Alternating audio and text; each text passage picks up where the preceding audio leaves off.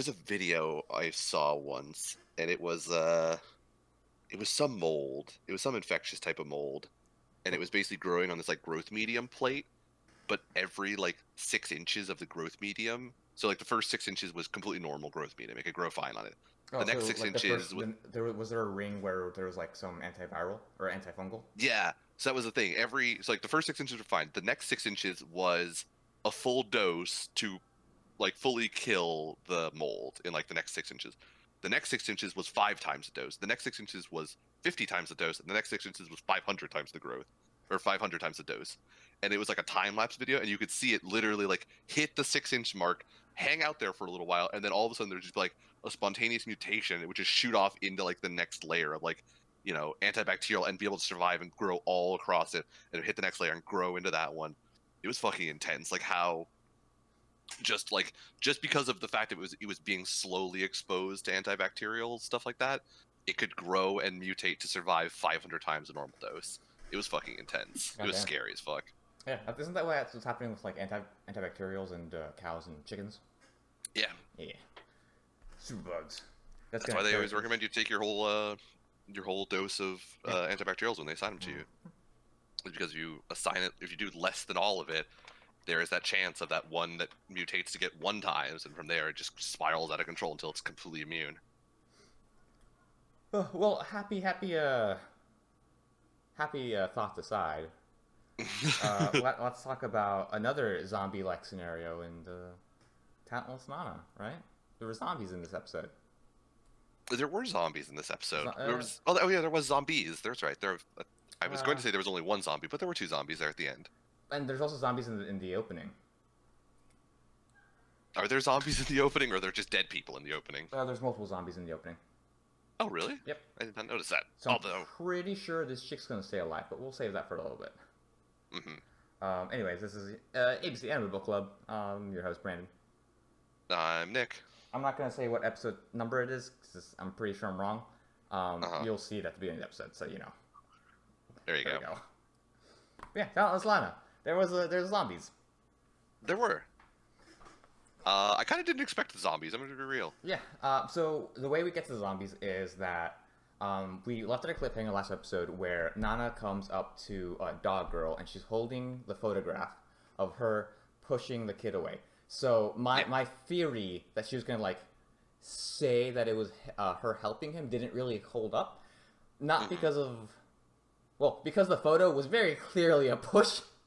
Very hard to like argue that she was trying to help. Yeah. After I saw the photograph, I'm like, nope, that I can't. That will not be the excuse. Right. Luckily, Dog Yeah. Girl is a Luckily, the little. dog girl didn't think about it at all. Yeah. Um, I was thinking that this is kind of like cheap, but we have like enough evidence, not enough evidence, and enough. The show has proven itself to show that like this girl isn't like the sharpest tool in the shed, and she's also hmm incredibly trusting. Yeah. So like that, I think that's actually kind of fine. And even then, We Nana's we, able already, we to. had the moment last episode of her getting like tricked by her friends with the whole fake confession letter. Yeah. So she does have that like very gullible, very believing persona sort of already established up to this point. Yeah. Also, the fact that she's very trusting of Nana at this point, which Nana has Yeah, actually worked to produce like these benefits. right. So she tells her, "Hey, his actual power was that his dreams became photographs. You know, they were just dreams. They weren't actually the future. So give me this photograph. I'll get rid of it because it looks a little sus." And she's like, "Okay, here you go." Yeah. And luckily, that ends that. But now we finally have a body, so we can finally have a funeral for all the kids that had died. Specifically, the shittiest one of all. Um, Right. so we're having a funeral, and Toya wants to have an autopsy because he knows how to do them. Apparently. No, he doesn't. He wants to call someone to do them. Oh no, he said he wanted to do the autopsy himself. No, he If they didn't. weren't going to call the police. Oh, did he say he was going to do it Yeah, he himself? was going to do it to Oh, himself okay. before the police came. Oh God, I didn't even Because catch the that. teacher like was like, there's no police here. What the fuck are you going to do? And he was like, Right. fine, I'll just do it myself. Oh God, this kid is a little bit of a fuck. I love Toya.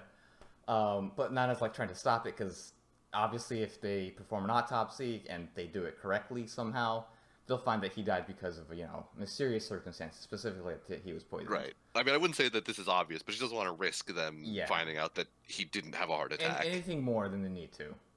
Right. She wants this body to be buried and no one to think about it ever again. Right. And along comes two characters, a taller red-haired girl. I forget. She had red hair, right? Blonde hair. Blonde hair. Damn. No, she's got blonde hair.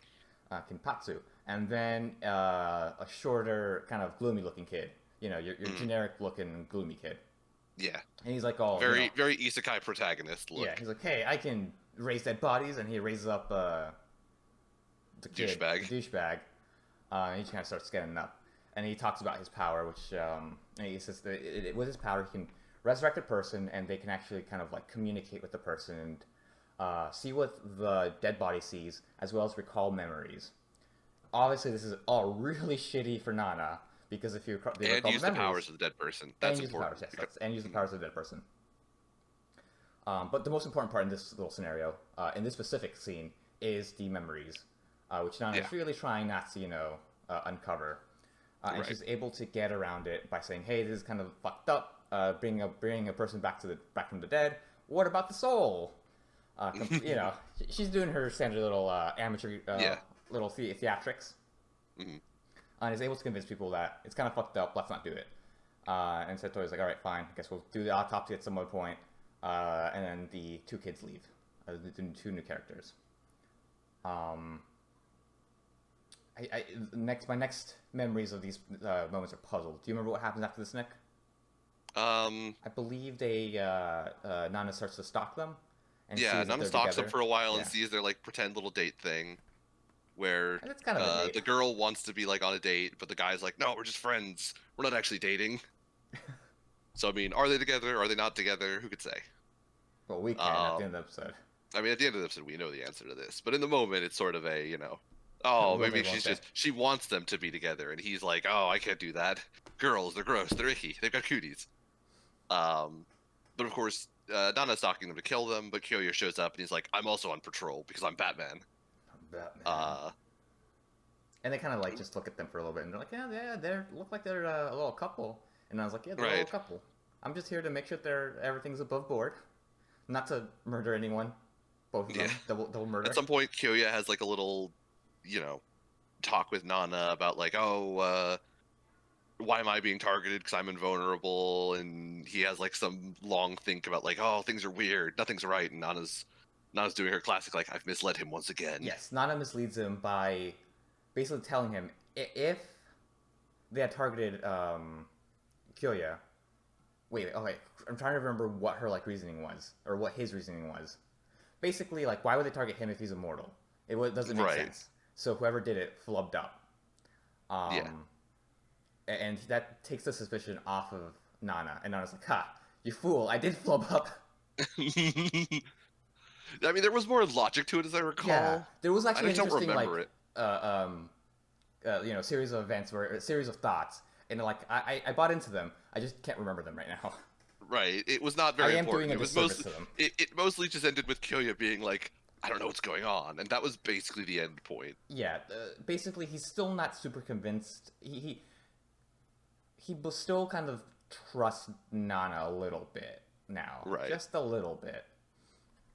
And Nana has like a kind of an upper hand at this point. But meanwhile, Nana finds out that Lonely Goth Kid doesn't come to school, and so she arranges to, while they're all having PE, she like fakes being sick so that she can break out of school, run to the dorm, and poison needle stab the Goth Kid. As she's going back, she hears a little cat stuck in a drainage pipe. And then like a drain pipe thing. Yeah. Mm-hmm. And so she decides to be a useful asshole and save the cat. But at this point, like, Kyoya is looking for Nana because she's obviously not at PE. They head over to the infirmary. They don't see that she's there, but she's, tapping on the glass saying, "Hey, I heard a cat. Let's go help him. I heard it with my power." Yeah, my reading people's minds power. Oh, that's what it was, Nick. Wait, never mind. Move past it. I think it was. It was like, why would I have attacked you if I knew you were there we go, already? yeah. Because I learned about it earlier. Right. Because he's under the assumption that everyone in this island has a power. So he's still not... He doesn't... he's not thinking that Nana's power is Nana's fake. lying. Yeah. Mm-hmm. So, anyways, they go and help the cat. Kyo's like, I guess it's, maybe true that you heard the cat all the way over here. Um, and then the other girl's like, oh, I'm sorry I couldn't help. I don't have my superpower right now. It doesn't happen when I sneeze. Right, because she has super strength. Super strength, yeah. And she tells this whole story about how she used her super strength to go and help her little boyfriend after the. Well, yeah, some cinema caught on fire and he was being a hero, and she Being a like busted down the exit doors to save him. Yeah. So yeah, Nana decides to be a useful asshole and save the cat. Because when you're on an island to murder a bunch of people, you need to stop off and do your one good deed of the day of saving a fucking cat. It's a cat. It's Nick. The cat has a kill count of 0 people. It's all good. It gets to stay alive. Still though, like you're already on the time budget of like I need to get back to the fucking infirmary before Kyoyo shows up to be an asshole and stalk me again. Luckily, And the instead, cat like she just stops off and fucking looks at the cat. Luckily, the cat kind of helps on the Kyoyo front because Kyoyo's like, I don't think a murderer would help a cat. Which, Right. to be fair, that's not a bad assumption to make. It's not. But on the other hand, she's misplayed something here. She's misplayed something bad. Right. So after this Now scene, that she's poisoned the one, she decides to poison the other one. Because Yep. if you're gonna kill a couple, you got to kill them both. you gotta kill them both. So she shows up to poison needle stab the girl, the And- She-Hulk. Of course, out loud, she says, "Now I'm gonna kill your girlfriend next." Never talk out loud when you're plotting. Yeah. But there's a little reversal. There's a twist. We've been twisted. We've been M. Night Shyamalan. It's true. Our necromancer is not the gloomy kid. It's the girl who says she had the superpowers. She's actually the one that's been controlling dead people. More specifically, she's controlling her dead boyfriend, which Yeah. makes all of this a lot more creepy. Yeah. There was a moment there where like the boyfriend and the girlfriend were like talking to each other. They had like a little back and forth of like, what should we do now? Yeah. What should we, like they were having a conversation, and it was as you're watching it, you're like, if you think too hard about this, it starts to get really fucking weird if she's controlling him and like basically just talking to herself, because they've already confirmed that his soul isn't there. Yeah, it's just a dead body. It- She's just manipulating it. It's a puppet. And Nana Yeah. sits there and she's like, "Oh my god, this chick's fucking crazy." Yeah, Nana acknowledges this too, that like this girl is very clearly fucking bipolar. Not It also bipolar. sort of DID-ish? Oh yeah, Or DID. split I'm sorry, personality? not bipolar. Yeah, dissociative identity disorder. Yeah. She calls it split personality, but I think it's formally recognized now as DID. Yes. But it's also sort of implied that. Well, I guess no. The necromancer kid does talk. Yeah. I was going to say it's sort of implied that like the necromancer kid wasn't talking during that scene; she was just imagining it. But we do see him talking earlier, and everyone reacts to it. So I guess the necromancer kid does like Right, can 'cause talk. It's basically just like a body that she's controlling. Right. So it makes sense that it would be able to talk, unless it'd be like super like rotting, but it's not. So. Yeah. Wait. There was just like a weird scene there of like as it was cutting back between the two faces that they were talking to each other, it cut back to him, but instead of looking at her, he was just now looking down and like he had a completely like blank face and you like couldn't see his eyes. And it was such a bizarre cut to that I was like, yeah. has this all just been in her head the whole time? For a little bit, I was like, is thinking this- like, is that what they're trying to play into? But like, it doesn't make sense because we've seen the kid talk to other people. Yeah. So he can talk. I guess just like when she's not using him to talk, the implication was that he's more lifeless. Yeah. But he's the one with the superpower, and he's holding Nana down. And basically, this is our situation. Nana is now pinned down by a superpowered dead body, and has to go up against, I keep forgetting her name, but blonde-haired girl who now knows Yeah. her secret. And basically, she just needs to get out of this. Right. And Nana's final attempt at like what she's going to do, her plan right now seems like it's going to be to antagonize blonde girl. It's antagonized blonde girl because obviously she isn't all there. She's very traumatized from the death of her boyfriend. So she's probably gonna try to use that against her, and basically like probably make her out to be the murderer. Is my Right. guess. I believe that's what we're gonna plan to. They also keep they also have a close-up shot of some kind of like jump rope looking thing or like some chain. So that, Yeah, that'll so play I into it think at that some point. was, I think that was douchebag's chain. His necklace. Yeah, he was wearing a necklace, wasn't he? Oh, hold I mean, I think I on. just assigned that to him because he was a douchebag. So here's the thing. Maybe the way to use her power is that she needs a possession from the person. Oh, maybe that would be interesting. So that's another way that it plays into our theory that she's gonna make her out to be the murderer. Hmm. Is like, hey, look, she had all this shit from all these people that already died, and she also has the necromancer power, and she was lying to everyone. How do we know she's not lying about murdering people?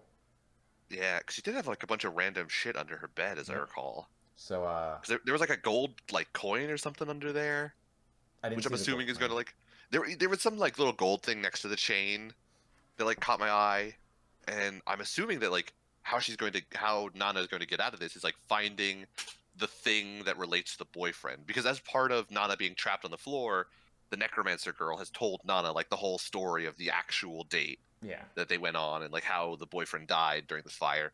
So I'm assuming that somewhere under that bed there's like a memory, like an artifact from that first date, a and Nana's Horcrux gonna see it. Yeah, Nana's gonna see it and like use it and break it somehow so that the boyfriend, stops. actually dies. Yeah, well, not actually. Mhm. They probably just gets stopped getting controlled. Yeah, We still don't know how the actual mechanics of the power, so we'll see what right. happens with that.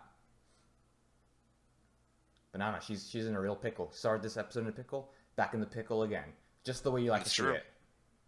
it. This is how you keep people watching a show. Is you may at the end of this episode there has to be a pickle. It's true. So as I was watching it, it sort of occurred to me like, since this is a whole, people with superpowers being killed by people without superpowers. It's very The Boys esque, except for the people with superpowers aren't assholes, like in this case. Yeah, aren't complete. They're dumb, but not complete assholes. Right. Like the first kid, yeah, he was just kind of a normal, lonely kid. Second kid Mhm. was, just an overconfident kid. Overconfident, wanted to do good. Third kid was kind of a douchebag. Let's not go into that too much. Right. And this girl is just kind of crazy. She's just a little Yeah. out there. And like we've talked about, like maybe there's some like grand conspiracy and Nana's being like deceived, and the whole backstory we were fed isn't the real truth. But like, what if it is? Like, what if this is just the show? Like, there's no real reason to it. It just sort of, I mean, there is the reason of like this organization wants to prevent the downfall of civilization, but like, it's not here yet. It's not happening. These people aren't like, these kids aren't malicious assholes, but like, that is the thing that's going to happen. Like, they have the precog ability. They know that this is going to come to pass if they let these kids survive. So like that's going to be like as the theme sort of more develops, I believe, towards the back half of the show. Hmm. Because right now we don't really have a theme. It's just a girl killing people. Right. But judging from I'm going to try to metagame it here with by the opening and the endings. In the ending, you see like all the kids kind of like smiling, and then you cut to Nana. She's like standing on the shore, and then you cut back to her, and like basically there's this destroyed ship, and she's just standing in the rubble. Hmm. We're gonna slowly start to get more and more of kind of Nana getting like very upset and what's the right word for it? Guilty over what she's doing, and she might start questioning whether it's right. Okay. That's what I'm maybe thinking. Uh-huh. Um, So it's also worth knowing, I don't know where we are in the source Manga, material, but there yeah. are 7 volumes and they're still being released currently. Okay. So for sure, we're not gonna get any sort of like actual ending here. Yeah, I don't think so. Yeah. Unless we're skipping a lot of stuff, which I feel like we're not at the rate of Yeah. kills. I mean, we're getting like at least we're either getting a kill each episode or getting close to a kill each episode. Right. They're kind of slowing down now. Yeah, just Nobody died this because whole it's getting episode. harder. But there might be a double kill next episode. It's true. Well, technically, like It's technically one kill. yeah, But I mean, in the viewpoint of all of the students, it would be a two double kills. Yeah. kill. Yeah. But it would be interesting if we got to like, know more about this world and we found out like it wasn't a conspiracy. This just is the way this world is. Then Like these kids who aren't evil right, if that's the are, case, then I think the theme is going to be like these. This is fucked up what they're doing. yeah. Uh-huh. So there might not be a conspiracy, but it'll still the show will still kind of show that the government is kind of shitty for doing all this. Hmm. So we've It'll also had so far we've had time travel, and then we've had the precog. precog photos, and now we have necromancy. What other powers can show up to fuck with Nana? These are all To like like, really good powers. They're doing a really good job at creating powers that go completely against what she's trying to do, and like Yeah, basically and we also powers that find have in information. Alive we have healer and invulnerability who are alive Oh, currently. also she might be able to actually resurrect someone, Right, and she could at some point learn to resurrect people. not like the necromancy stuff, but like actually make them come Yeah, back with life. legit. Some bring somebody back to life. I'm guessing. I'm thinking that at some point Nana's gonna kill herself. Like in her plan, she is going to kill someone, but that leads to her dying as well, and then get Hmm. Dog Girl to kill herself for her. Oh, like a double suicide kind of thing. No, like possibly at some point. What I guess I'm focused on the other kill. I'm more thinking that at some point Nana's gonna die, and she's gonna have manipulated Dog Girl in some way that Dog Girl commits suicide to help to resurrect our main girl. Oh, Yeah. okay. Because you're going with the whole like because we don't know how much of her life force she has to trade, it will be to resurrect somebody. You have to give it all. Yeah, I mean, it kind of makes sense. Life for a life. I mean, it makes sense in like an alchemist sort of way, or Yeah, in a Fullmetal Alchemist sort of way. But I mean, like it says, we don't know like how yeah, much of her life she's trading. It could right. be a, you know, the analogy A they use potato is the chip. junk food. Yeah, where you're healing something and it's like eating a potato chip. Where yeah, it's taking moments off your life, but it's literally just a couple moments probably. So yeah, we'll see. I'm guessing they're gonna be doing something like that because at some point I think she does want to. She said that she'll kill her later, Hmm. and what better way to kill her by giving her an extra life? So we've also heard now that the powers of the talented can evolve Yes. as stuff happens. They get Well, older or just they experience things. they experience things in like even if they try to like kind of wish it to be. Hmm. That's what I'm guessing is like that maybe what's her face didn't have the power to resurrect people, but the more she wants to do it, like that it'll develop into it. Hmm. That is gonna that'll probably come into play at some point. I don't know if it'll come into play right now or just Right. yet. So it'll be interesting to see where we go. I mean, it's doing an interesting job of like coming up with new powers that all have some way of like fucking with Nana's plans, Yeah, where they're not just like difficult to deal with, but they're like specifically going to like expose her in some way, shape, or form, possibly. yeah, it's very good writing. Yeah, but I It do makes kind it. of want them to also move away from it at some point. I don't want Mm, like the rest of the show to be every single person shows up with some new power that could expose what she's doing. Because like invulnerability isn't something that can expose her. It's just something really fucking difficult that Nana has to find a clever way right, around, and that's like inventive. And you know, it has the side of there is a weakness. She doesn't know what it is, but she knows that there is a weakness. So she has to figure out what Kyoya's weakness is so that she can beat his invulnerability. So at some point, I do want them to mix in more stuff like that, where it's just a difficult power to deal with, not necessarily one that's going to expose her right away.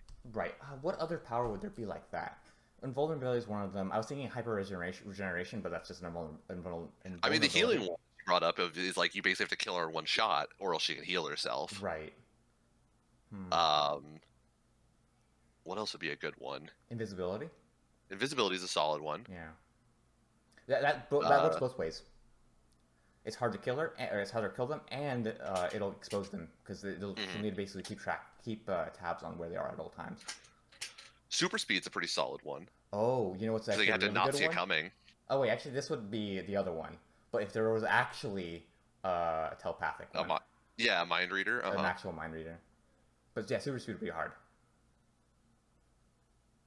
You know what invulnerability's one weakness is? What? A bomb up their butt.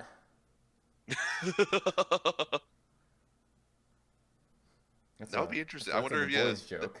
that was the boys' joke if they shoved a bomb up of whatever his name was, invisible dude. We'll let it fit into invisible cunt. It'll be Yeah, interesting to definitely. see what other powers show up. Because right now the only other powers we have that I can Fire and remember are ice. Fire and Ice Yeah. Dude, who are just Fire and Ice Dude. Neither of which have a power that's so threatening that Nana's like, yeah, I have to deal with this now. They're very much like, I can get to you at the end. Also, they're kind of idiots, so it's really easy to deal with them. Yeah. It's also convenient not to kill them because they seem very manipulatable. Yeah.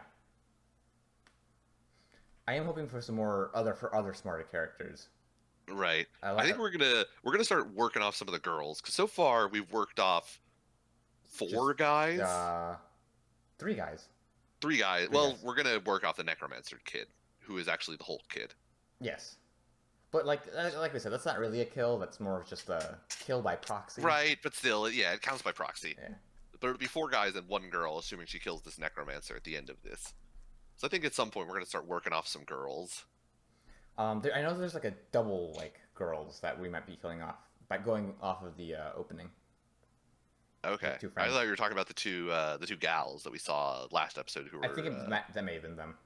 Okay. I wonder what their They were powers they are. were a pair that were picking on not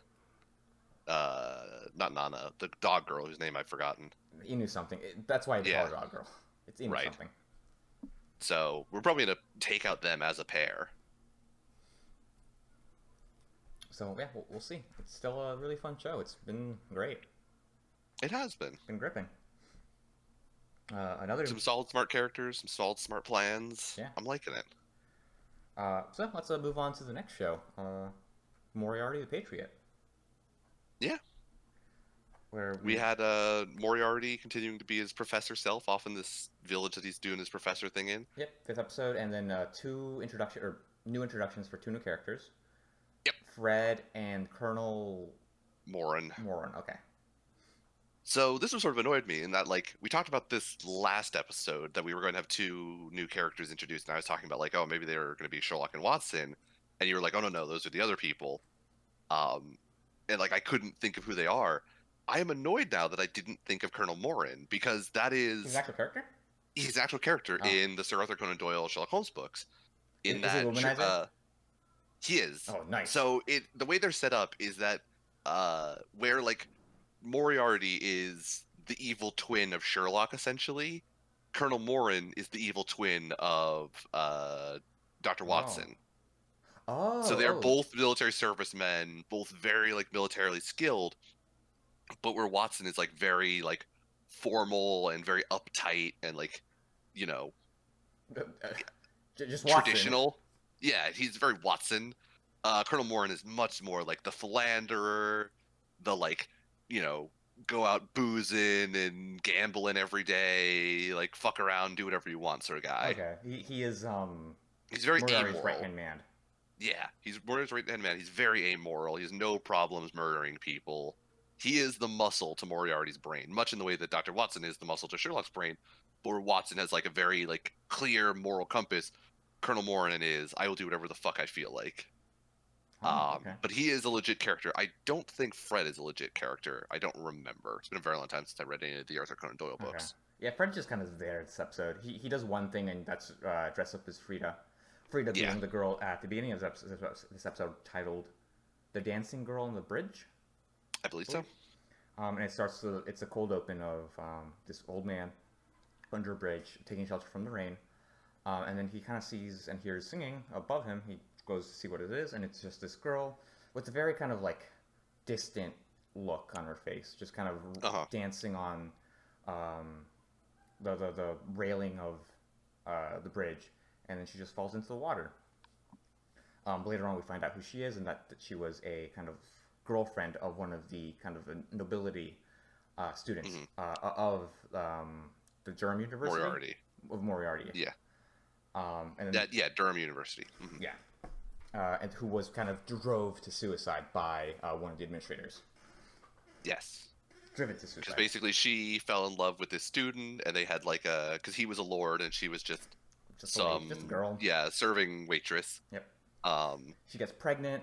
She got pregnant, and to the- he yeah, said to- like, "Oh, I'll marry you. We'll have a family together." Yeah. To his credit, like they were all about it, both of them. Yeah, he was in love with this girl. He was like, "I'm full on. I don't care about like any of like standing or arranged marriages." Although they didn't talk about any of that, but like that's sort of the background implication of what he was giving up. But he was like, "Yeah, I want to be happy with you and have this love that we have together." But then this comes more in. corrupt administrator shows up and basically arranges so that this is removed from this lord's path. Where basically he tells the girl like, "Oh yeah, he's decided to abandon you. You're on your own." And then Then he drugs her with opium. yeah, it's sort of implied that she loses the kid, but it's never really said. I mean, she's But lost it's the kid sort now. of She le- fell on them. Rude. Yeah, she died, so she definitely doesn't have like the kid was never born. But there's an implication when Moriarty's talking to the owner of the bar, or I assume the owner, um, Yeah, the that lady. like they're talking about the like what happened, and she basically says like she lost the boyfriend and decided she was going to like raise the kid on her own, and then and like there's like a long pause there where like the implication is that like she was in high spirits, like yeah, her boyfriend ran away, but like she was still doing okay, like she wasn't suicidal or anything, wasn't super depressed, like she was still like upbeat with her life. And then there's the implication that something really bad happened, and the only thing that exists in that space is Right, it would she be a probably miscarriage. lost the kid. Yeah. I didn't pick up on that. I didn't pick up on that. It was very much like it was very unsaid. It didn't really come up again. Like it was never really referenced that like, the kid wasn't even like talked about ever again Right. after they basically learned the backstory of the girl. I But I think they were implying that she miscarried. In the timeline of it, I felt that this happened very. This was very condensed, where she gets abandoned. She says, "Oh, I'm gonna raise a kid on my own," and then immediately, the guy basically drugs her like basically that day. That's what I was thinking. So Uh-huh. her having a miscarriage didn't really cross my mind because in my mind it was like 2 days of Uh-huh. passage. So the only reason I really think it was the miscarriage is because like nobody's looking at it as like a suspicious death. They were all just sort of accepting of like she committed suicide off the bridge. Yeah. And the implication of the story up to that point was yes, the Frida was upset, but she wasn't suicidal. Like because she Right. was still having that viewpoint of like I'll raise the kid on my own, I'll be okay. And then she suddenly commits suicide off the bridge and everyone just accepts it. Mm-hmm. Kind of implies that like something further Something further bad happened. happened. Yeah. Yeah. Okay. But that all aside, that is kind of why nobody really investigates this up until this point, is because they all sort of accept that it was just suicide off the bridge. But Moriarty understands that there's definitely something suspect at play, and what is happening is that there is this corrupt administrator at the school who has purchased a bunch of quote unquote hospitals, which are actually brothels. And opium He, dens. and yeah, he uses the fact that they are hospitals to be able to purchase a large amount of opiates, so he can run opium dens in the basement.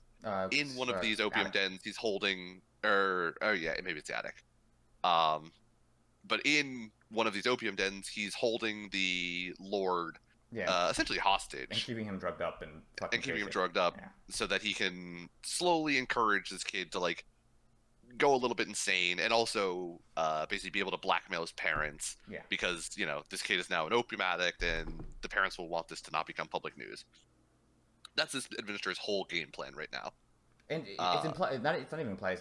It's said that he's done this multiple times on other lords' sons and Yeah. daughters. We see him admiring like 6 or 7 checks laid out in front of him, which I'm assuming Yes. are all of the bribery checks he's collected. What a creepy dude. Oh yeah, this dude's fucking super creepy. But so Moriarty is obviously offended by this and decides like, I'm gonna fix this shit.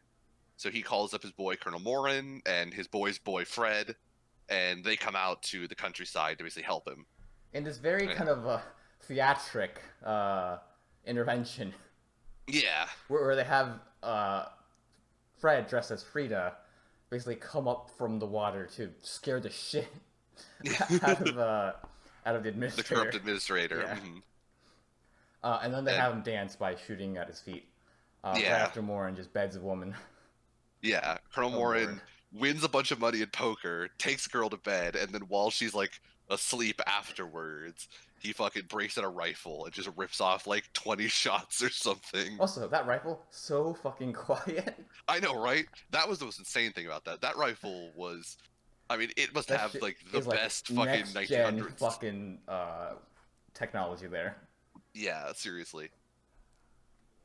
But yeah, they use the silencer rifle to cause the administrator to do a dance, much like how Frida was dancing, and he, does a little dance all around the bridge, trying not to get shot. Yeah. And Moriarty then- makes a comment of his dance is a dance with death. Gotta say, that's a little extra, but I was there for it. It was a little extra.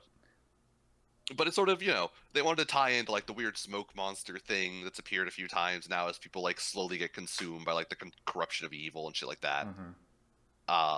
And then we see Morin, or not Morin, the administrator take a tumble off the bridge, and as he looks up, the eyes of death look back at him in the form of Frida. So yeah, it was I mean, overall, it's definitely a like we're still assembling the crew sort of episode. In Yeah, that like we we're brought still in in, like, Colonel the- Morin and Fred. Like the first act, as we're slowly starting to like kind of group everyone out. Still trying to get still trying to understand everyone in play. Yeah. But now that like we've have Colonel Morin and Fred and the other guys, I feel like Sherlock is over the horizon. Right.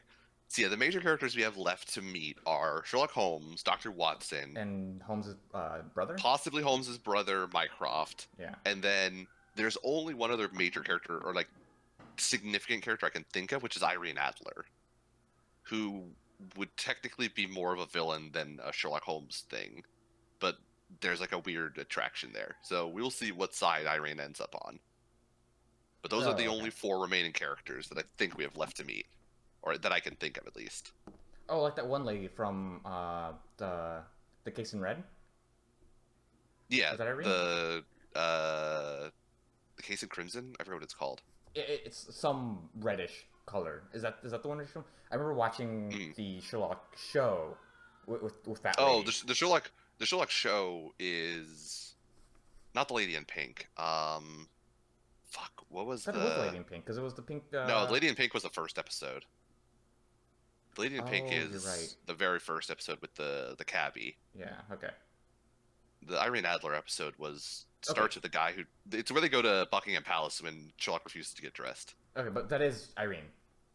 That is Irene Adler. Okay, Yes. I was trying to think of like how it was because I know there was an attraction there, and then Irene was kind of a bad person. Yeah, that's the thing. Irene sort of is in like Moriarty's employ at first, but she ends up sort of like attracted to Sherlock. It's very like weird. But yeah, those are the 4 like major characters I can think of that we have left to meet. Oh no, that's not true. We also have Lestrade, the Inspector General of Scotland Yard. Oh, Is a okay. significant character that we Yes. might meet as well. But we will see. We'll see what amount of Sherlock Holmes characters show up. I'm kind of interested to see like if we start to do references to like more traditional or like some of the actual Like like a Lady in Pink type of Yeah. stories, or the because Hound I of know I Baskerville. was the Hounds of Baskerville is the one I was thinking of because in the preview for the next episode there was a shot of like a whole bunch of dogs running together. Ooh. So I was like, oh, maybe we're gonna do like a Hounds of Baskerville type thing. I kind of like that episode of The Sherlock of the BBC Sherlock show. Yeah, because it was very like X-Files. Yeah, it was. There was like this kind of supernatural, or at the like, it may have been like a supernatural sort of thing that we were trying to get look into. So I really liked it. But I feel like this show and like I guess probably by extension the source material is a really cool example of like what fanfic can do, because this is basically just a fanfic. Oh yeah, absolutely. And like, it's just really fucking cool. It's really cool to see someone else's interpretation of like the Sherlock's world. Mm-hmm.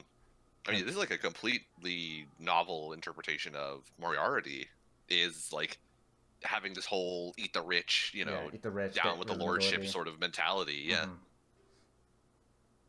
So it is like very interesting to see. I do kind of want Moriarty to stop with this whole like, I am Moriarty, or I'm William James Moriarty, crime consultant, like catchphrase. It's getting there, Nick. It's getting to be. It's getting there. That's the one with the sharpest things wins. Yeah, getting there. it really is. And I'll be honest, once again, I'm here for it. I just want him to like not do it every single time. Like he's basically just introducing himself to a man who's about to be dead in 5 minutes. Not even like 30 seconds. Yeah, but like even then, they just gotta know who did them in. I did. I did. Me, William James Moriarty, crime consultant. Mm. I think he's only gonna do it like at the end of every, I guess, case. It's not really a case, but like at the end of every crime. Right. So like if there's maybe a 2 or 3 part crime, it'll happen at the end at the last episode. Okay. So that'll drive the averages back down to less than 1. Right. Because the next episode is called like, I forget what it is. It's like the journey of the Noeatic or the curse, the case. I don't remember, but it's part 1 of a multi-part like, okay, cool. sequence. So that's my hot take or my hot guess. Next episode, we will not hear the phrase "I am William James Moriarty, crime consultant." Okay. But we will, if we're going to get it, we're going to get it at the like the last episode of Part the arc. 2 or 3, yeah. Okay. I'd be okay with that. Maybe we'll see. We'll see how I feel about it when it comes up. I say that now, and then I thought about it for a second. We'll see what happens. I mean, we all ended up really liking the Sharpest Fangs line eventually. It's true. Eventually, it came around. Yeah. It did a thing where it said it so much that it came. It started off like sort of whatever. You just sort of glossed over it. It got really annoying, and then it came all the way back up to be like good again somehow. Where everyone started getting super hype about it. Right. Just because how fucking dumb it was. And the fact that we could make fun of her for never killing anybody in that whole show. Oh my god, yeah. What a fucking loser. I know, right? But this show really likes very. We've talked about like the color palette in the show. It loves changing What shifting the colors a lot. It does, and it likes very fucking like bright, significant. Like I think this one was green, if I'm right. yeah, this one was green. But a lot of people, like a lot of in the very like high tension moments of like a plan being revealed, somebody dying, stuff like that. People's eyes are always very fucking brightly colored. I feel like it's a lot of influence from Death Note, because the direction from Death Note basically, that's kind of what like I feel like is what solidified the whole color shifting, and like the really bright eyes, like just the dark red of L's eye, or of Light's eyes, as well as the dark blues of L's. I can believe that. I mean, even whatchamacallit, Mona Nana does it too. A lot. It does, yeah. It just stood out to me because there was like in Succession we had the bright purple of like the death smoke, and then the bright purple in Frida's eyes as she was like looking over the bridge, which was a very like, I mean that was a shot that was almost entirely like grays and blacks except for the bright purple of her eyes. Yeah. Was when she was like looking over that bridge.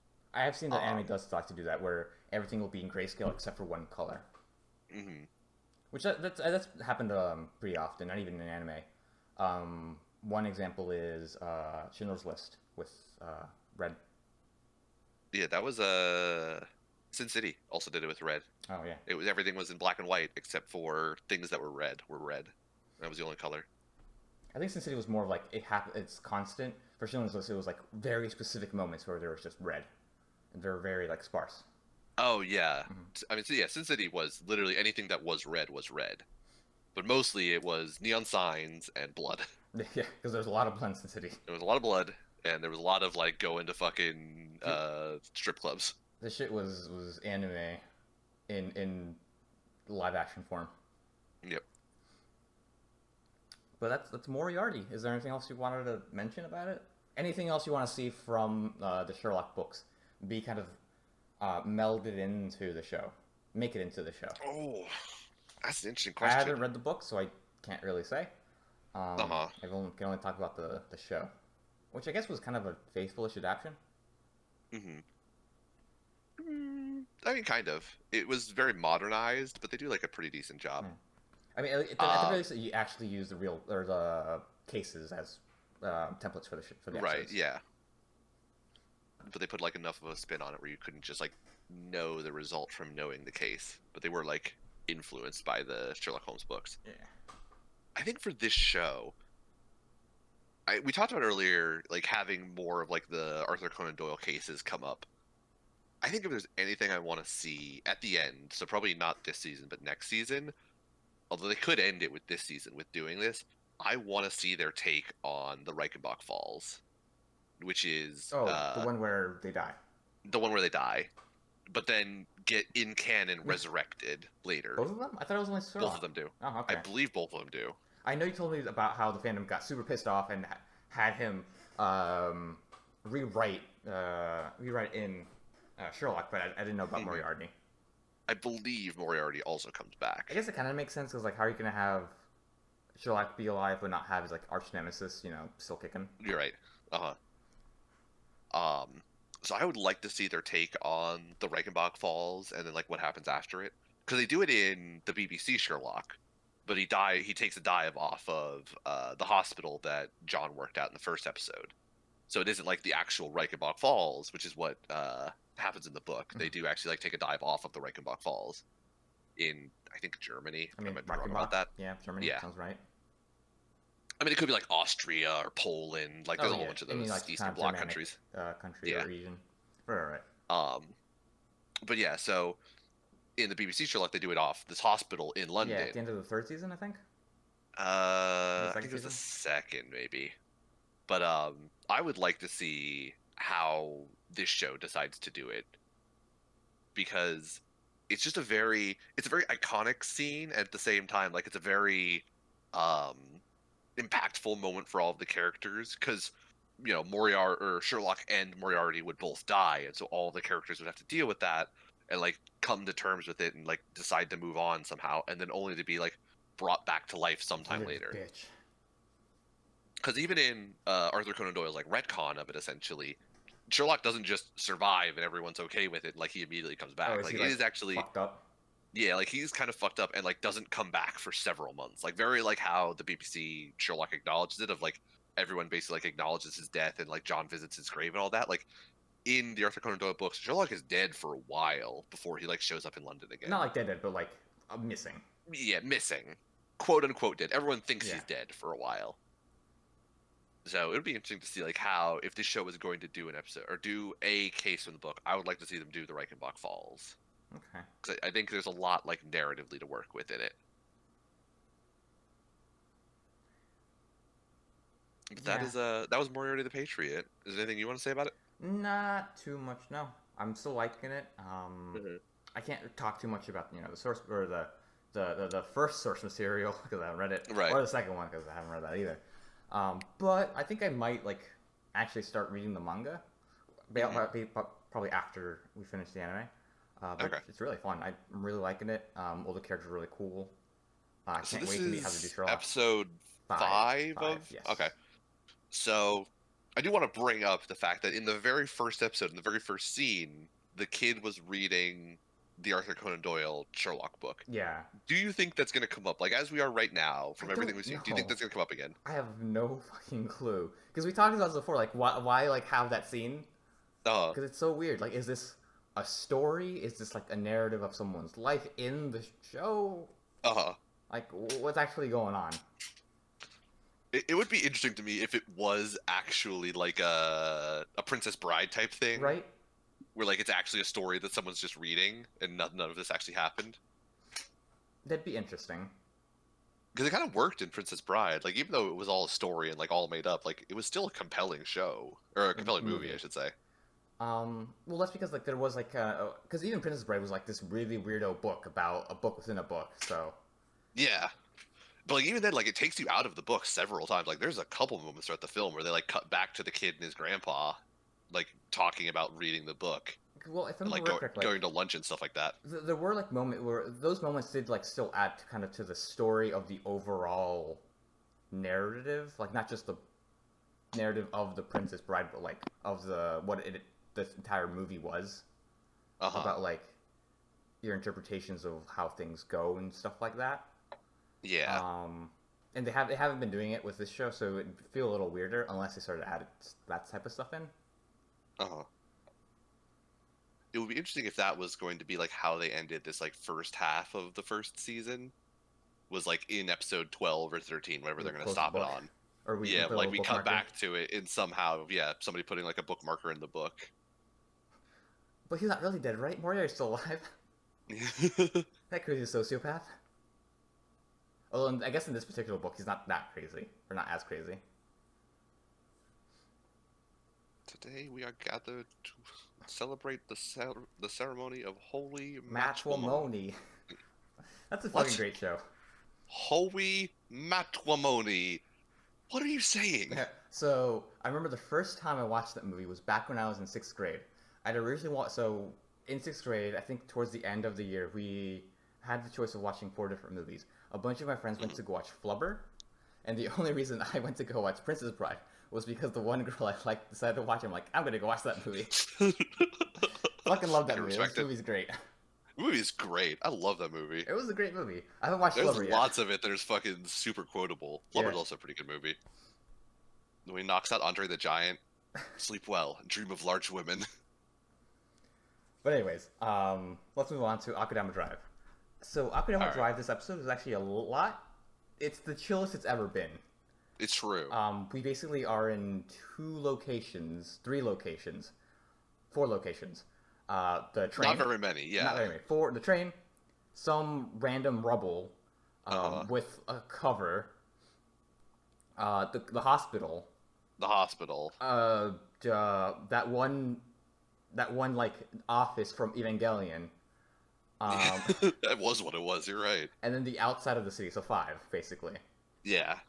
But the episode starts out with the faces of things. They're like Oni masks, I think. Yeah, It they're like reminded Oni me. mask type It things, reminded or me like of goblin masks. yeah. It reminded me of the weird god things from the one Magical School show, Sight, where they're all around that Oh table and have the yeah. weird masks Uh-huh. on. That Hmm. it reminded me of that. But they're basically telling the commissioner, um, Yeah, the executioner captain, whatever her name, whatever yeah, she is. whatever the lady is. But older lady too. We never really see that often. But they're telling the old lady, "Hey, Oh you yeah, fucked up. she is. Akudama's still alive. Go fuck him up. Go reprimand your two that fucked it up and get them because Right. they've got some shit that we need. Specifically, the two kids that were in the vault." Yeah. So she goes and tells the younger one and the older guy, the mentor, that hey, y'all are off this case. I'm gonna need your badge and your gun. You're no longer allowed to work the case. Basically, that whole spiel. And then she tells all the other two executioners, go find these seven, bring them back because they're all worth a bunch of money. Even Swindler is now worth a Yeah. bunch. A Even 100 though million. she's, at this point, we think she's just kind of a normal girlish. Right. But there might be something more. There might be Um, something more. Might be something more. And then we kind of cut back to our main seven, who are basically. Oh wait, sorry, I skipped over the part where they're at the train, where the kid's saying, "Hey, Yeah. um, So yeah, they spend some time in the train right, where right, their cat kid and his sister are basically like, the job's not over. You have to bring us to you have to bring us somewhere. That was part of back the to job. Kansai, Back to Kansai. There's a location we need to go to. And Courier Expo is Park." like, I bring things places. This is my job. I will not give this up.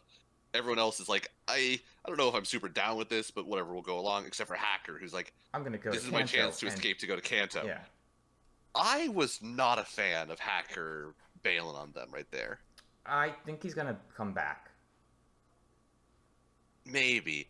I just like, so his motivation to go to Kanto was all like, Because he's I'm super bored. close to go to Kanto. Yeah, that's what it was. It's because I'm bored and I don't want to. I could possibly not be bored in Kanto, so I want to go to Despite the Kanto. fact that he's got this really cool shit going on here, where there's like these two kids and they're like, we're in a box. Like, I'd be like, Yeah. holy shit, what the fuck is going on with this? This isn't boring. I want to And fucking like figure this they shit out. just fucking broke into this train and he had to like hack through fucking like 6 different layers of this train to get them to like the front of the train in 7 minutes or less. And like midway through, like they fucking found another one of like the Omnitron lasers that like tried to face laser his face off. Like there's some exciting stuff happening. But this kid, for whatever reason, just decides like, I'm bored in Kansai, so I'm gonna try to go to Kanto instead. And And I possibly was just die. and possibly die because of the anti-material field. Although, to be fair, we kind of already acknowledged the fact that like those kids were in that vault and were probably going to survive. He's probably just going to climb in that fucking vault by himself. Yeah. Um, Unless but they're I just special was in not some a way. fan. Yeah, unless they're special in some way. But I was just not a fan of him bailing. Like narratively, I just did not like his motivation of like, I'm going to go to Kanto because Yeah, I'm bored. he didn't like the reasoning.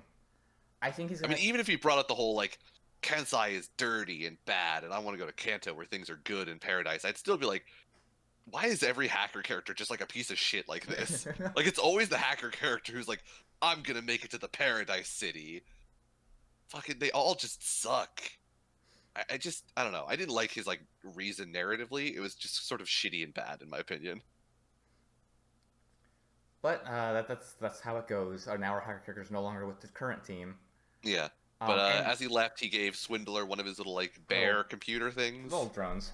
Yeah, bear drones. So she's got one of those. Yeah. That'll probably come into play at some point. And they just kind of get out. Yeah. So the sister has like the flute thing that like I Yeah, guess I can summon like a assume protection barrier. They did that, but like, yeah, they just they're at some point Walk they're in the away, train yeah. inside of the anti-quarantine zone. Yeah, the Yeah. ultimate contamination zone or something like that. The, Yeah. the contamination zone, I think, is the force field that will kill you.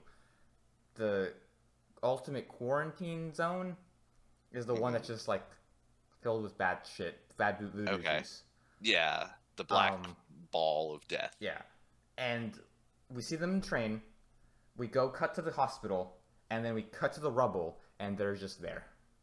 Yeah. So, So presumably, I guess they just walked there, and we just didn't show them guess walking a so. lot.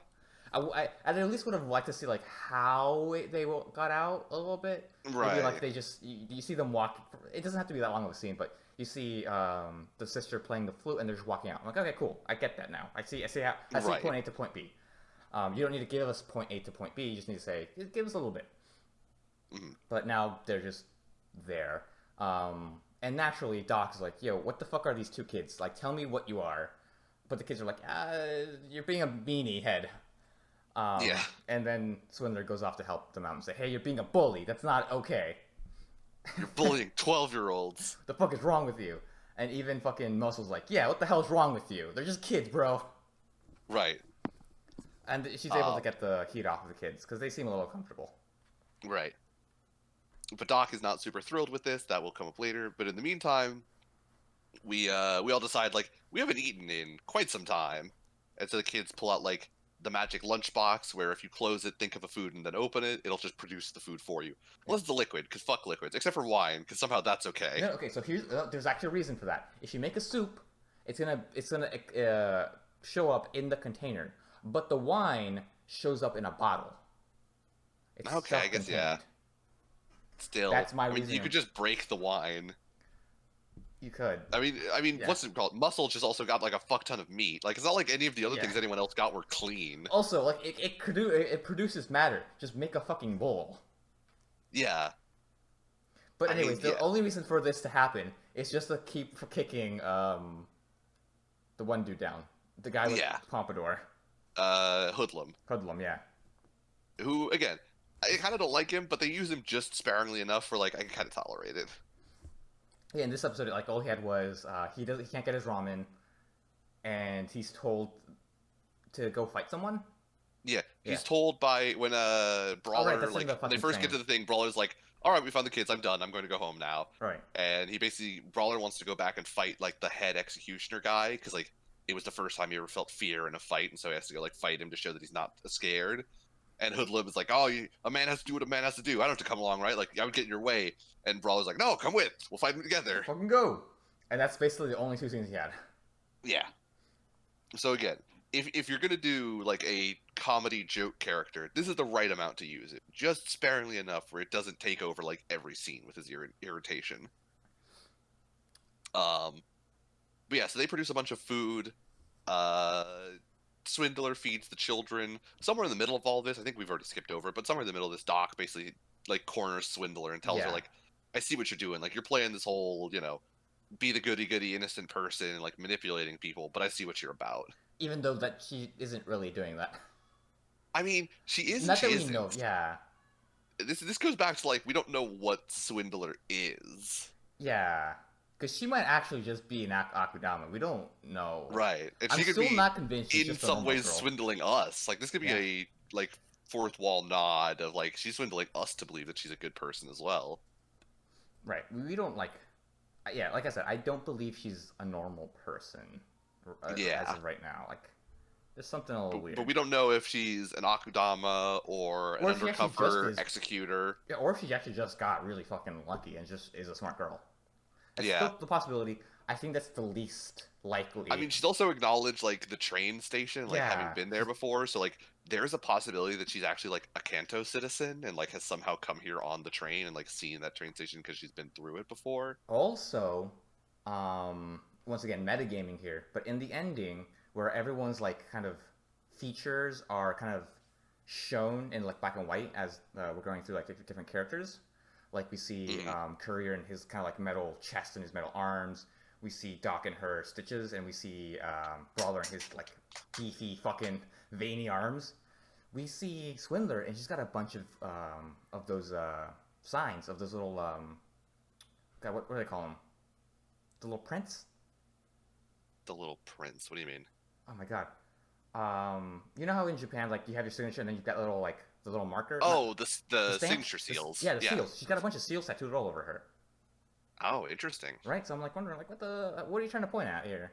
Why the seals? So there was also something very pointed in this episode where we had the Usagi and Same like little bit where they explain something about this world. I actually really like this one just because of the ending. This one was good, just because it's like something that we haven't, it's not something that's already been explained. Yeah. So I liked this one because we were talking about a factory that exists in Kanto that like manufactures everything. Yep. And there's a very pointed moment where like the rabbit makes a point of like Everything. emphasizing that it can make everything. It was a little creepy.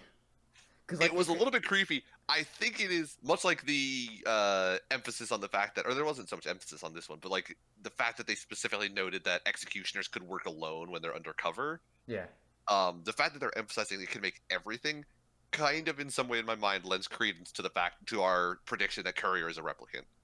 I mean, I don't think they've ever said he wasn't. Like, I think they've said he's an android.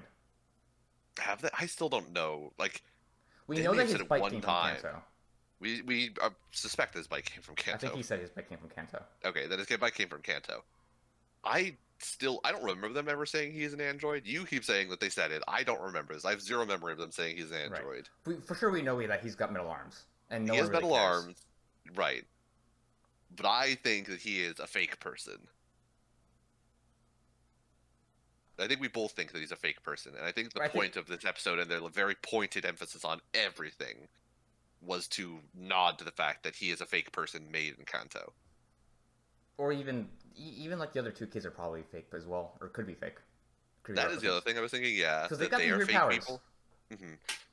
They do have some fucking weird ass magic powers right now, and like in the magic box. Also, of all of the characters, we seem to focus more on Swindler's progression as a person as well as Courier's. They've got the most like moments where we're trying to figure out like who they are as a person. The other guys like are more flat, but like you don't always have to have all your characters be kind of have a character arc. I mean, at the same time, like you can say that Brawler is very self-realized and like he knows what he is. He is Brawler. He doesn't need to be like something more, like develop a character arc. And, like I would say Doc also kind of has a bit of a character arc where with her like back and forth with Swindler. Yeah, we'll see more of that because I'm assuming that that's going to become more of a like watch your back type thing. We've also left off what's his name entirely, Cutthroat. I mean, he's just not there. He just kills people. It's true, but after the like when Doc threatened Swindler, it cut to Cutthroat in the bath, like looking backwards at them, and he just he says something like, "Oh, beautiful, so very beautiful." Yeah. So like, there's little moments for everyone. Yeah. Yeah, Cutthroat may know like what's going on. Oh, that might be why he loves her so much. Right. Because she'd be cutting throats too. Mm-hmm. So we'll see. I kind of at this point, I'm hyping myself up so much that I'd be upset if she just was a normal girl.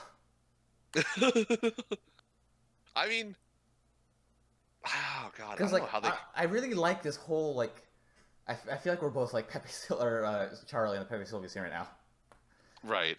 But like, I want them to do something with her because like her just being a normal girl is sort of, it just sort of falls flat. It falls flat, but like, it's still accomplishments. Yeah, that's true. And it is like... And at this point, like, even if she's a normal girl, she technically is no longer a normal girl. She is an Akudama now. Right. Like, she's on their level. Through no fault of her own, kind of, but, Still, I just want the show to do some wild shit. And I feel like having her be some sort of, like, crazy Akudama or undercover executor. Right. Given, like, Mononana, I want also some crazy shit from this show. Moriarty doesn't really have a lot of crazy shit. But like, it doesn't really need to. Mostly because we're on the side of creating the crazy shit happening in Moriarty. Not on the trying to figure out the mystery. Right. And Moriarty is like angling itself to be more like worldwide crazy shit. Is like we try to bring down the aristocracy as like an ultimate goal. Rather than like Mononana is trying to like moment to moment find a way to kill each of these individual people. Yeah, of the shows, Moriarty's theme is much more clearly defined. Mostly for Moriarty because we've basically been told to our faces, hey, this is what the show's about. Kill all the bad nobles, eat them, eat their bodies. Not so much, and as well as not Akudama Drive. But we're starting to kind of get like bits and pieces for each of those shows. For Akudama Drive, it's more of a there's a lot of camaraderie going on. I feel like at least with all the characters. Probably things about like like replicants. Something about the whole Constant Kanto thing that's going to be very important to at least it should be very important to the theme. Because they're talking about how much they fucking keep talking about it. If Right. it's not, I think that's that's going to come up in like the later stages of the yeah. show. As like everything sort of like actually builds up and we start to understand like what this show is trying to say. Uh-huh. So I think right now it's trying to like build up this whole like the way the world is between Kansai and Kanto and like the way people view these two Yeah, things and these two places and everything. And then there's going to be a reveal that I think we all kind of see coming of like things are equally shit or like also shit in Kanto and like everything's not great there. yeah. And Things like is there's whole repercussions of it. Like the world that they thought they knew is a lie, basically. yeah. I think Kanto might just be like a giant factory full of robots. Well, we know that if the kids are from Kanto, we actually don't know where the kids are from. We don't know where the kids are from because they were going to Kanto, They were going to Kanto, but they know somebody already because they were talking about the professor. but we don't know if he's from Kanto. Yeah, we don't know if he's from Kanto or Kansai, but he was the one that gave him the magic lunchbox. Oh, right, right. Yeah, So, but we don't know who made the magic lunchbox. yeah. So yeah, it's a There's a lot of there's a mysterious lot there's a things lot going on that there. we're trying to figure out here. And we're going to Expo Park, which is apparently a place that none of the characters have heard of. Which is even though it's supposed to be like this big area in Kansai. Right. But none of them have ever heard of it before, and Courier only knows where it is because he's got like geographic coordinates to it. Well, But he even was then, there are given 6 digits at the end that he doesn't know about. I thought there was just coordinates. Like it was number one, number two, but I couldn't really read the numbers. Well, I couldn't really read the numbers. I'm just assuming, based on the fact that he looked at it and was like, I know where this is, that they were like, longitude, latitude sort of thing. Yeah, that would make sense. But there were just like 6 extra coordinates on the end that, like, It's probably because like latitude, longitude are like arranged in a certain way, because it's always like, I forget what it is. It's like Um, degrees, then minutes, then seconds, I think, is technically what it is. I But don't maybe think I'm they wrong use about minutes that. and seconds. I think it's degrees, and then the minutes and seconds are converted into decimals. Maybe. Because minutes and seconds is the tick and then the double tick, Mhm. and I never really see that in like whenever I've seen coordinates. It's always been the degrees and then like numbers as a Right. decimal. But But then again, anyways, yeah, there are some sort of type of coordinates given to Courier, but there are 6 numbers at the end that like don't mesh with the coordinates. In that, like, I guess they're just 6 too many numbers at the end, and we're basically told like those will come up when we get there. Like you'll understand when we get there what they mean. probably So code the door. I don't know. it's actually just gonna be a PO box. We're gonna get there. It's Yeah. just gonna be a giant PO It's box. the zip code. Yeah. So there's definitely a lot going on of like stuff that we have yet to see. Hackers left, but will probably return with news about Kanto undoubtedly. Yeah, so I went to Uh, Kanto. It fucking sucked. yeah, all of the executioners are now hunting for them, but specifically the head executioner guy, Kakashi executioner, has showed up to fuck with them all. Yep, Kakashi has taken off his mask as well. Kakashi has taken off his mask as well. We saw him maskless. And So there's a now lot he's to met our friends at the end of the episode. right. We shall see what happens. There's a lot to look forward to. No doubt there's going to be crazy fights. Yep. And then a crazy car chase. There's going to be a car chase at some point. We It's going to be called Mad don't have Max. Hacker anymore. I don't know if we can have a car chase anymore. There's going to be a car chase called Mad Max. And that episode's going to be called Mad Max. What was this episode called? I don't remember. This one? Mhm. Oh, fuck. Actually, I can look it up real quick.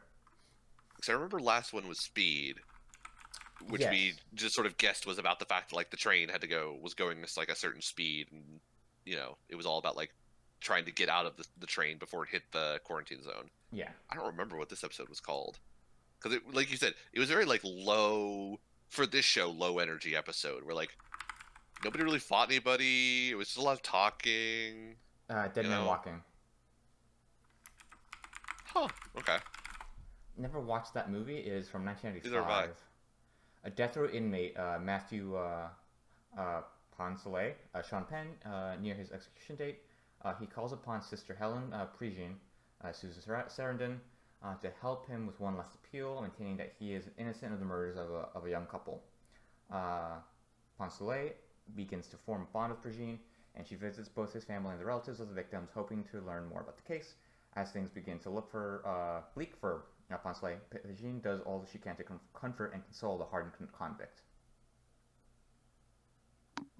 All right. I guess that makes sense because now everyone's on death row. Yeah. Well, not really death row, but like on the chopping block. Yeah. I mean, Okay. it is Death Row. They're getting hunted by the fucking Death Squad. Yeah. So So, we'll see yeah. what happens. They only have 7 episodes left. I believe so. I can double check that as well. So, it'll be interesting. It'll be interesting to see how they sort of tie it all up in 7 episodes. Yep, 7 episodes left. 6, 7, 8, 9, 10, 11, 12. Yep. Because I guess it does mean we must be kind of close to reaching whatever destination the cat wants to go to. Yeah. So, anything else you'd like to talk about with Akudama Drive? Uh, no, I think we're good. I think I'm happy. Coolio. Well, today, Nick, what would you like to sell it to? Um, huh. Today, in honor of the late great Alistair Beck, who passed away this morning, I'm going to sell out to not Jeopardy, but instead the SNL Celebrity Jeopardy With Sean Connery? with Sean Connery and Will Ferrell as Alex Trebek, because it is, in all of its iterations, one of my favorite reoccurring SNL skits. Every time they bring back Celebrity Jeopardy, it is exceptional. So I fully recommend that in honor of Alex Trebek, everyone go watch the SNL Celebrity Jeopardy clips. I think SNL has like been re-uploading or uploading a lot of their like really old clips to YouTube recently, Yeah. so they probably have all of the Celebrity Jeopardies up there in HD to watch. So I fully recommend watching them. They're all fucking hilarious. Sean Connery is the actor who's pretending to be Sean Connery is a fucking amazing actor, just being an asshole to Alex Trebek the whole way through. Will Ferrell's Alex Trebek is incredible. So I fully recommend all of them, and that is my shout out to today. Celebrity Jeopardy, produced by SNL. Coolio. I'm going to continue to sell out to my nostalgia for video games. I'm going to sell Okay. out to Pokemon Platinum. Despite the fact that I actually never played the game in my childhood, I'm going to sell out to Pokemon Platinum, but by extension, Pokemon Diamond and Pearl, because I actually played those too. Uh, Because they were my like second generation, or the second generation or third generation Pokemon that I played. But I think back to this one and the third generation more fondly than I do second or first, because they were out in my formative years. Also, Pokemon Planet's just a good fucking game. I love it. You can get so many Okay. goddamn Pokemon. And we're playing it right now with the randomizer. It's been okay, my run. I almost got completely destroyed by Miss Magius, the ghost gym. And holy shit, I fucking hate Zubats. But yeah, Pokemon.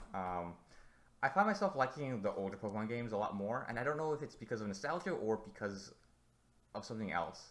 But like Mhm. X and Y and the Omega Ruby, I just didn't like as much.